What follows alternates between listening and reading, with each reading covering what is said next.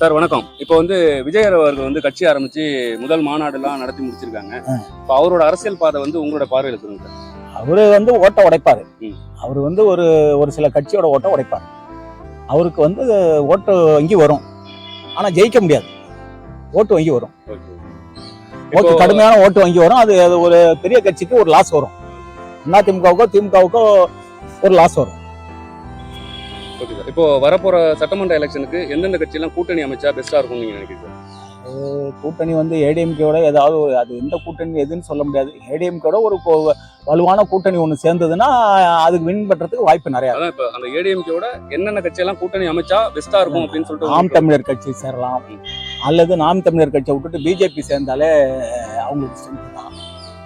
இதுல ரெண்டுல ஏதாவது ஒன்று சேர்ந்தா ஏடிஎம்கேக்கு வாய்ப்பு. விஜயோட அரசியல் பார்வைங்கிறது அது என்னமோ திடீர்னு புறப்பட்டு வந்திருக்காரு. அது அந்த அளவுக்கு எனக்கு சரியா தெரியல, சரியா வரும்னு தோணல. எல்லாரும் எம்ஜிஆர் ஜெயலலிதா மாதிரி ஆயிட முடியாது, இந்த தப்பு கணக்கு போட முடியாது. ஓகே. இப்போ வரப்போற சட்டமன்ற எலெக்ஷனுக்கு எந்தெந்த கட்சியெல்லாம் கூட்டணி அமைச்சா பெஸ்டா இருக்கும்? அதை பிஜேபி ஏடிஎம்கே சேர்ந்தா நல்லா இருக்கும். விஜய் கட்சி ஆரம்பிச்சிருக்கிறதுனால நிச்சயமா ஓட்டு வங்கிகள் பிரியும். ஓட்டு அதுல எந்த மாற்றமும் இல்லை, அது குறைஞ்சிடும் ஓட்டு. அதுதான் உண்மை. இன்னைக்கு உடனடியா அவர் ஆட்சி அமைக்கிறதுங்கிறது ரொம்ப ரொம்ப கஷ்டம். பட் எம்ஜிஆர் ஜெயலலிதா மாதிரி செய்ய முடியாது. ஓரளவுக்கு ஓட்டை பிரிக்க வாய்ப்பு இருக்குது. அவருடைய அந்த இளைஞர்கள் அந்த இது சம்பந்தமா பிரிக்கிறதுக்கு வாய்ப்பு அதிகமா இருக்குது. Okay sir. இப்போ வரப்போற சட்டமன்ற எலெக்ஷனுக்கு எந்தெந்த கட்சியெல்லாம் கூட்டணி அமைச்சா பெஸ்டா இருக்கும்னு உங்களோட கருத்து? சட்டமன்ற எலெக்ஷனுக்கு எதை கேட்குறீங்க சார்? கூட்டணி இப்போ ஏடிஎம்கேனா ரெண்டு பேருமே ஒன்னாகணும் சார். அதாவது ரெண்டு போலீஸ் ஒன்னாகி ஒரு பிஜேபி கூட கூட்டு வச்சாங்கன்னா வரக்கூடிய வாய்ப்புகள் இருக்கு. அவ்வளவுதான். பஸ் வணக்கம். இப்போ விஜய் அரசியல் கட்சி ஆரம்பிச்சு ஒரு மாநாடு எல்லாமே முடிச்சிருக்காங்க. அவங்களோட அரசியல் உங்களோட பார்வையில் எப்படின்னு சொல்லுங்க. உங்களோட பார்வையில் அவர் ஒரு ரசிகர்கள் நம்பி தான் ஸ்டார்ட் பண்ணியிருக்காரு. மேபி அப்படின்னு கூட இருக்கலாம். ஆனால் அதில் என்ன அப்படின்னு பார்த்தீங்கன்னா, இப்போது எல்லா அரசியலுமே இன்னைக்கு நிறைய பண்ணிட்டு தான் போயிருக்காங்க. என்னை பொறுத்த வரைக்கும் ஒவ்வொருத்தருக்கும் ஒரு சான்ஸ் கொடுக்கலாம், அவ்வளோதான். அது விஜயா இருந்தாலும் சரி, சீமானா இருந்தாலும் சரி, யாரோ ஒருத்தருக்கு நம்ம சான்ஸ் கொடுக்கும்போது தான் அவங்களோட அரசியல் புரிதல் எப்படிங்கிறது தெரியும். அதில் என்ன மாற்று கருத்துக்களை வருதோ அதுக்கு தகுந்த மாதிரி தான் அரசியலை அதுக்கேற்றபடி தான் நம்ம என்ன பண்ண முடியும், நான் சப்போர்ட் பண்ண முடியும். இப்போதைக்கு என்னை பொறுத்த வரைக்கும் என்னன்னா, அவங்க அரசியலுக்குள்ள உள்ள வந்தால் தான் என்னங்கிறது தெரியும். யார் வந்தாலும் நம்ம அரசியலுக்குள்ள பெருசா நம்மளுக்கு எனக்கு ஈடுபாடு கிடையாது. அது ஏன்னா நம்ம லைஃப்க்கு நம்ம கையில தான் இருக்கு.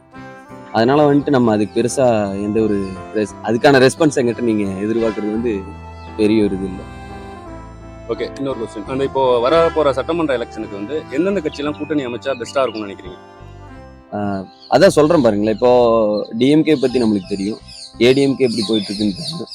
அப்போ இந்த மாதிரி இருக்கிறதுல இன்னைக்கு என்னன்னா, அரசியலுக்குள்ள இன்னைக்கு விஜய்ங்கிற ஒருத்தர் புதுசா வர்றாரு, சீமான்கிற ஒருத்தர் புதுசா வர்றாரு. ஒருவேளை இவங்க ரெண்டு பேரும் ஒரு கூட்டணி அமைச்சா ஏதோ ஒரு புதுசா ஏதோ ஒரு டிஃப்ரெண்டான ஒரு அரசியலை நம்ம பாக்குறதுக்கான சான்ஸ். அதாவது நான் இப்ப சொல்றது என்னன்னா, நான் தளபதி ரசிகர் தான். இப்போ இதுக்கு முன்னாடி நான் டிஎம்கே ஏடிஎம்கேலாம் நம்பி இருந்தேன், அதுக்கெல்லாம் ஓட்டு போட்டேன். ஆனா பெருசா ஏதோ ஒரு மாற்றம் வரும் அப்படின்னு நான் நினைச்சிருந்தேன். ஆனா எதுவும் ஒரு மாற்றம் வரல. இருந்தாலும் இப்ப எங்க தளபதி உள்ள வராரு, அவருக்கு சப்போர்ட் பண்ணுவோம். அடுத்து அவரு எப்படி இருக்க போறாருங்கிறது அரசியல் உள்ள வந்ததுக்கு அப்புறம் தான் தெரியும். அதாவது விஜய் அப்படின்னு கிடையாம நிறைய அரசியல்வாதிகள் இந்த இடத்துல இருக்காங்க. பட் என்னைய பொறுத்தவரைக்கும் என்ன கான்செப்ட் அப்படின்னா, அப்போ அவர் நண்பர் சொன்னது மாதிரி தான், யார் உள்ள வந்தாலும் மக்களுக்கு நல்லது பண்ணா போதும் நம்மளை பொறுத்த வரைக்கும். ஏன்னா மக்களுக்கு இப்போ எல்லா அரசியல்வாதிகளும் என்ன பண்றாங்கன்னா, சம்பாதிக்கணுங்கிற ஒரு நோக்கத்துல தான் அரசியல் பண்ணிட்டு இருக்காங்க. பட் இதுக்கப்புறம் எந்த தலைவர் உள்ள வந்தாலும் மக்களுக்கு நல்வழிப்படுத்துறதுக்கு மக்களுக்கு என்ன செய்ய முடியுமோ அதை சூப்பரா பண்ணாலே சூப்பரா இருக்கும் எப்போதுமே அரசியல் அப்படிங்கிற விஷயம். ஓகே. இப்போ வரப்போற சட்டமன்ற எலெக்ஷனுக்கு எந்தெந்த கட்சியெல்லாம் கூட்டணி அமைச்சா பெஸ்டா இருக்கும்னு நினைக்கிறீங்க? இப்போ இது வரைக்கும் நீங்க அரசியல் வாட்ச் பண்ணீங்கன்னா, பெரும்பாலான கட்சிகள் கூட்டணி வச்சிருக்க மாட்டாங்க. எல்லாமே சுயேட்சையா நின்ன பெரிய ஆளுங்க தான். என்னை பொறுத்த வரைக்கும் கூட்டணி இல்லாம தனியா நின்று ஜெயிச்சாங்க அப்படின்னா அது ஒரு பெரிய விஷயமா இருக்கும் எப்போதுமே. இப்போ விஜய் அரசியல் கட்சி ஆரம்பிச்சிருக்காங்கன்னா ஏதோ ஒரு மாற்றத்தை ஏற்படுத்தணும்னா இருக்கும். கண்டிப்பாக நானும் தளபதி ரசிகன் தான். இப்போது தளபதி கண்டிப்பாக உள்ள என்ட்ரானா ஒரு மாற்றம் கண்டிப்பாக இருக்கும்னு நம்புகிறோம். கண்டிப்பாக ஒரு மாற்றம் வரும். ஓகே. வரப்போற சட்டமன்ற எலெக்ஷன்ல எந்தெந்த கட்சியெல்லாம் கூட்டணி அமைச்சா பெஸ்டா இருக்கும்? கூட்டணி சொல்ல போனால் கூட்டணிலாம் கிடையாது, மக்கள் மட்டும்தான் நம்மளுக்கு கூட்டணி. கட்சின்னு பொறுத்த அளவுக்கு மக்கள் மட்டும்தான் நம்மளுக்கு கூட்டணி. வேற யாரும் கூட்டணி வந்து அவசியம் இல்லை. அதனால் உங்களுக்கு இது வரைக்கும் இருந்ததோட இனிமேல் விஜய் வந்திருக்காரு, மக்களுக்கு நல்லது செய்யணும். முன்னாடி இருந்ததோட இன்னமும் மக்களுக்கு இருந்தாலும் விஜய்க்கு நிறைய செல்வாக்கு உண்டு. ஏன்னா இருக்க ஒரு தனிமையில் நினைச்சுக்க மக்கள் நிறைய செல்வாக்கு இருந்துச்சுங்க. கூட்டணியோடு இருக்கிறத தனிமையில் இருந்தால் மக்கள் இது எந்த அளவுக்கு செய்கிறாரோ அந்த அளவுக்கு இன்னும் நிறைய செழிச்சு நல்ல முன்னேற்றத்துக்கு தான். சார் சின்ன பிள்ளையா இருந்தாலும் கட்சி ஆரம்பிச்சிருக்காரு, நல்லா தெளிவாக இருக்காரு. ஆக மொத்தத்தில் எல்லாரும் கொஞ்சம் அனுசரியாகவும் இருக்காங்க. வழியிடர் ஓட்டு பூரா அவருக்கு தான் விழுவும். பெரும்பாலும் 90% அவருக்கு விழுவலாம். அதில் ஏதாச்சும் ஒரு 50% தான் போனால் கூட பாக்கி இருக்கிறது அவங்களுக்கு கன்ஃபார்மாக கிடைக்கும்.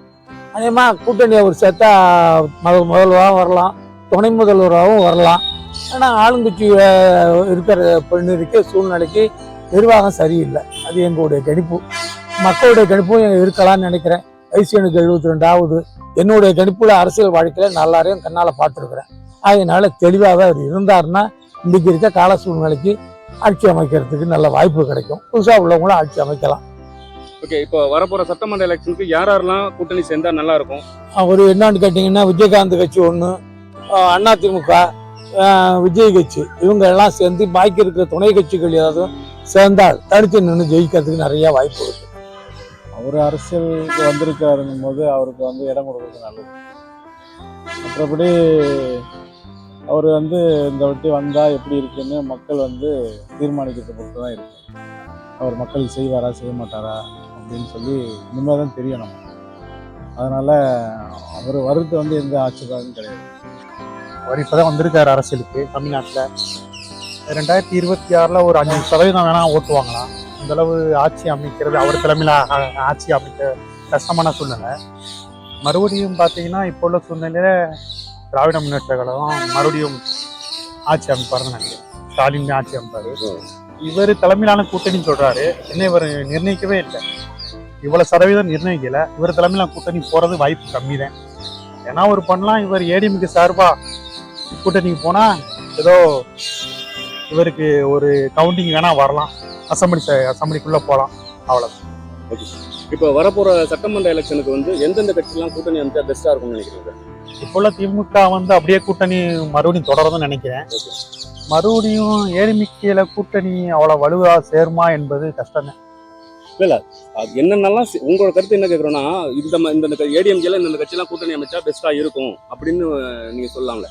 அவங்க யார் சேர போறாங்க சேரலங்கிறது கிடையாது. உங்களோட கருத்து இந்த கட்சியெல்லாம் கூட்டணி அமைச்சா நல்லா இருக்கும் அப்படின்னு நீங்க உங்களோட என்னோட ஒப்பனிங் வந்து விஜயும் ஏடிஎம்கே கூட்டணியும் ஒன்று சேர்ந்தா ஓரளவு திமுகவோட ஃபைட் பண்ணலாம்.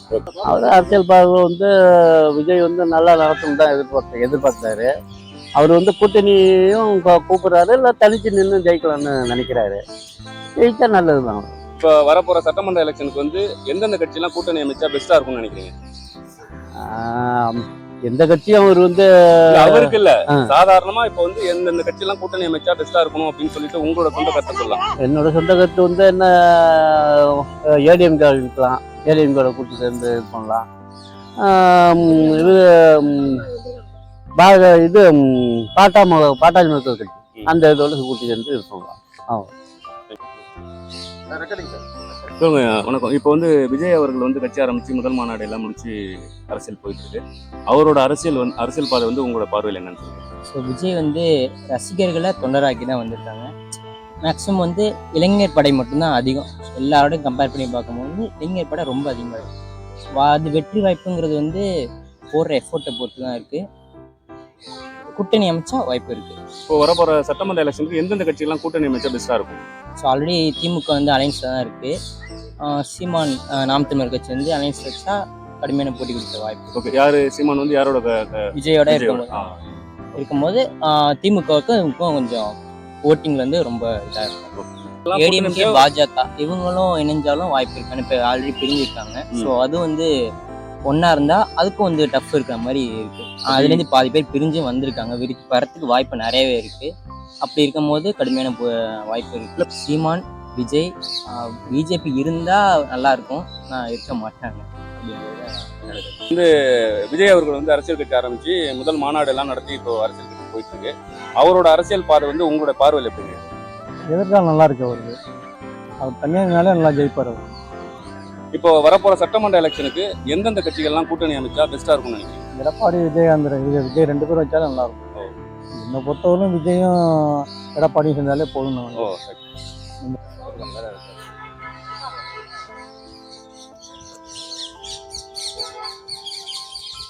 அவர் அரசியல் வர்றது நல்லது, ஒரு மாற்றம் நடக்குன்னு மக்கள் எதிர்பார்க்குறாங்க. அவர் வந்து ஏதாவது செய்வாங்க. ஏற்கனவே வந்துட்டு நிறைய பேர் சில பேர் சாதிக்கிறாங்க, சில பேர் சாதிக்கல.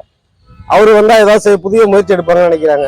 இப்போ பார்த்தீங்கன்னா அடுத்தது ஒரு அண்ணாமலை நல்லா செஞ்சுட்டு இருக்காரு. நல்லா கேள்வி கேட்கறது, கேள்வி யார் கேட்க முடியுதோ கேள்வி கேட்கறதுக்கு ஃபர்ஸ்ட் முதல்ல தைரியம் வேணும்ல. அவர் நல்லா கேள்வி கேட்கிறாரு. அதே போல் இவரும் ஒரு கேள்வி கேட்கணும். நிறைய இருக்கிற அதாவது மாற்றத்தை கொண்டு வரணும், அவ்வளோதான். இப்போ வரப்போற சட்டமன்ற எலெக்ஷன்ல எந்தெந்த கட்சி எல்லாம் கூட்டணி அமைச்சா பெஸ்டா இருக்கும்னு நினைக்கிறீங்க? அது மக்களுக்கு நல்ல கட்சி எதுவாக இருந்தாலும் வந்து சந்தோஷம் தான். மற்றபடி எதையும் வெளிப்படையாக பேசணும்னு வச்சிங்களா, அது நல்லா இருக்காதுங்கிறதுக்கு அப்படியெல்லாம் பேசக்கூடாது. உங்களோட சொந்த கட்சி தான் இந்த கட்சி எல்லாம் கூட்டணி அமைச்சா ஒரு பலமா இருக்கும் அப்படின்னு சொல்லிட்டு ஒரு உங்களோட ஒப்பீனியன். மக்களோட எண்ண ஓட்டத்தை புரிஞ்சுக்கிட்டு யாராவது நடந்துக்கணும்.